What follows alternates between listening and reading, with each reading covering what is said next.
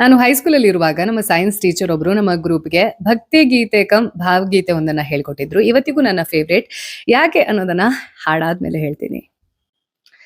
ದೇವನಿನ್ನ ಮಾಯೆ ಗಂಜಿ ನಡುಗಿ ಬಾಳೆನು, ನಿನ್ನ ಇಚ್ಛೆಯಂತೆ ನಡೆವೆ ಅಡ್ಡಿ ಮಾಡೆನು. ದೇವನಿನ್ನ ಮಾಯೆ ಗಂಜಿ ನಡುಗಿ ಬಾಳೆನು, ಜ್ಞಾನರವಿಯ ನಿತ್ಯೆದೆಯ ಬೆಳೆಸಿಕೊಳ್ಳಲು, ಗೀತೆ ರವಿಯ ಕೋಟೆ ಕೊಳಲ ನೂದಿಕೊಳ್ಳಲು, ಎಲ್ಲವನ್ನೂ ಕೊಟ್ಟಿರುವೆ ಏನ ಬೇಡಲಿ,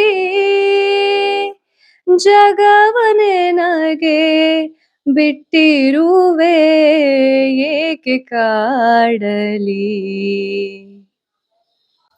ದೇವ ನಿನ್ನ ಮಾಯೆ ಗಂಜಿ ನಡುಗಿ ಬಾಳೆನು, ನಿನ್ನ ಇಚ್ಛೆಯಂತೆ ನಡೆವೆ ಅಡ್ಡಿ ಮಾಡೆನು.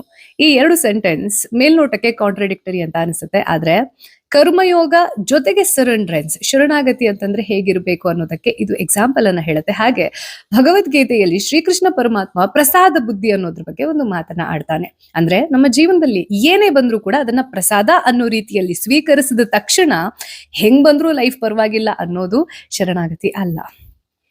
ನೀನ್ ಏನೇ ಕೊಟ್ರು ನಾನು ಪ್ರಸಾದದ ಹಾಗೆ ತಗೊಳ್ತೀನಿ, ಆದ್ರೆ ಐ ವಿಲ್ ಮೇಕ್ ಶ್ಯೂರ್ ಅದನ್ನ ಬೆಟರ್ ಮಾಡಕ್ಕೆ ನನ್ನ 100% ನಾನು ಕೊಡ್ತೀನಿ.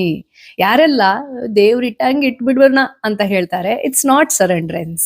ಅದ್ ಏನೇ ಕೊಟ್ರು ನಾನು ಅದನ್ನ 100% ಎಫರ್ಟ್ ಅಲ್ಲಿ ಬೆಟರ್ ಮಾಡಕ್ ಟ್ರೈ ಮಾಡ್ತೀನಿ. ಎಟ್ ದ ಸೇಮ್ ಟೈಮ್ ಹೆದರ್ಕೊಂಡು ಬದುಕೋದಿಲ್ಲ. And this is called surrender. If this made sense to you, I request and insist you to watch my YouTube channel, Sanatana Kathana.